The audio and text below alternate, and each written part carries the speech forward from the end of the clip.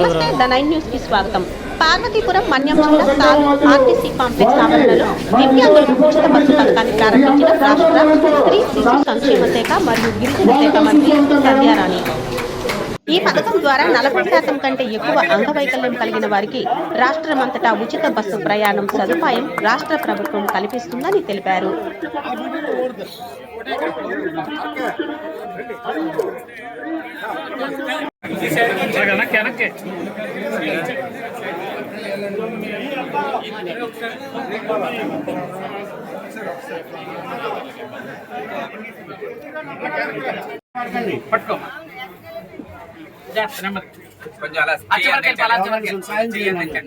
సోదరి మనందరికీ ఉచిత బస్ ప్రయాణాన్ని కల్పిస్తున్న గౌరవ ముఖ్యమంత్రి నారా చంద్రబాబు నాయుడు గారికి మా అందరి తరపున హృదయపూర్వక ధన్యవాదాలు తెలియజేసుకుంటూ, ఈరోజు మా సోదరులు దివ్యాంగ సోదరులు అందరూ కూడా ఇన్ని రోజులు కూడా చంద్రబాబు నాయుడు గారు 6,000 రూపాయల పెన్షన్ ఇవ్వడంతో అందరూ కూడా ఎంతో సంతోషంగా ఉన్నారు.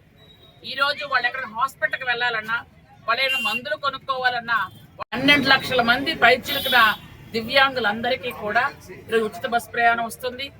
ఎవరైతే మహిళలందరికీ ఉచిత బస్ ప్రయాణంలో ఏ బస్సులు అయితే ఉన్నాయో ఆ బస్సుల్లోనే దివ్యాంగులకు కూడా ఫ్రీ ఉంది.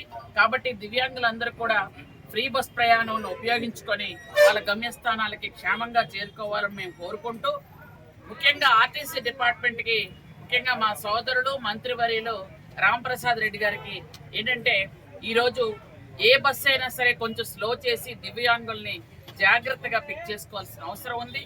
వాళ్ళ క్షేమంగా తీసుకెళ్లాల్సిన బాధ్యత ఆర్టీసీ డిపార్ట్మెంట్ డ్రైవర్ సోదరులందరికీ ఉందని నేను మరొకసారి తెలియజేసుకుంటూ, చాలా సంతోషంగా ఉంది దివ్యాంగులందరికీ ఉచిత బస్ ప్రయాణం ఇవ్వడం. వాళ్ళందరూ కూడా వాళ్ళ గమ్యస్థానానికి చక్కగా చేరుకోవడానికి వాళ్ళకి ఎంతో సుమగంగా ఉంటుందని నేను కోరుకుంటూ, ఈరోజు ఆంధ్రప్రదేశ్లో అన్ని విధాలుగా ఒక పక్క రైతుకు కానీ, దివ్యాంగులకు కానీ, మహిళలకు కానీ, గిరిజనులకు కానీ, దళితులకు కానీ, అందరికీ కూడా, విద్యార్థులకి అందరికీ కూడా అన్ని రకాల.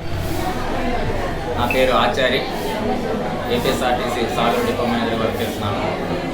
ఈరోజు మనం ఏదైతే దివ్యాంగ శక్తి అనే స్కీమ్ ప్రభుత్వం, మన ఆంధ్రప్రదేశ్ ప్రభుత్వంచే ప్రతిష్టాత్మకమైన స్కీమ్ని ఈ ఆర్టీసీ బస్సుల్లో దివ్యాంగులందరికీ ఉచిత ప్రయాణం కల్పించబడింది. ఆ సందర్భంగా ఈరోజు మన గౌరవ ముఖ్యమంత్రి గారు విజయవాడ గుంటూరులో దీన్ని ప్రారంభోత్సవం జరిపారు 12 గంటలకి. అయితే దాని తర్వాత ప్రతి నియోజకవర్గంలోని సంబంధిత మంత్రులు, ఎమ్మెల్యేలు అందరూ కూడా ఈ కార్యక్రమాన్ని ప్రారంభోత్సవం చేస్తాను. అలాగే మన మినిస్టర్ మేడం గారికి కూడా ఇన్వైట్ చేయడం జరిగింది. మనము శ్రీమతి గుమ్మడి సంధ్యారాణి మేడం గారు మనకి డిపోకు ఇచ్చేసి మన దగ్గర కూడా ఈ స్కీమ్ని అందరి మన దివ్యాంగుల సమక్షంలో ప్రారంభోత్సవం చేయడం జరిగింది. ఈ కార్యక్రమంలో మనం దీనికి ఏంటంటే ఫెసిలిటీస్ దివ్యాంగులందరికీ కూడా మనం ఇంతకుముందు ఓన్లీ 4-5 డిజబిలిటీస్ మాత్రమే మనం ఫ్రీ ఇచ్చేవాళ్ళమే. అలాంటిది ఇప్పుడు 21 డిజబిలిటీస్ ఉన్నాయి. 21 డిజబిలిటీస్ కూడా మనం 40% కన్నా అబోవ్ ఉంటే మనం ఈ స్త్రీ శక్తి బస్సులు ఏదైతే వర్తిస్తున్నాయో, పల్లె వెలుగు, అల్ట్రా పల్లె వెలుగు, ఎక్స్ప్రెస్, అలాగే సిటీ ఆర్డినరీ, మెట్రో ఎక్స్ప్రెస్, వీటన్నిటికీ కూడా వీళ్ళకి ఫ్రీ ట్రావెల్ అనుమతించబడుతుంది. రాష్ట్రంలో ఎక్కడికైనా వీళ్ళు ప్రయాణించే సౌకర్యం కల్పించబడుతుంది. అలాగే వీరికి ఎస్కార్ట్ ఫెసిలిటీ కూడా ఒక 2 కేటగిరీలు ఇచ్చామండి. ఆ 2 కేటగిరీలు ఏంటంటే 100% బ్లైండ్నెస్ ఉన్న వాళ్ళకి ఫ్రీ టికెట్తో పాటు వారు కూడా వచ్చిన అసిస్టెంట్స్కి వారికి 50% రాయితీతో మనం టికెట్ ఇవ్వబడుతుంది. అలాగే మెంటల్లీ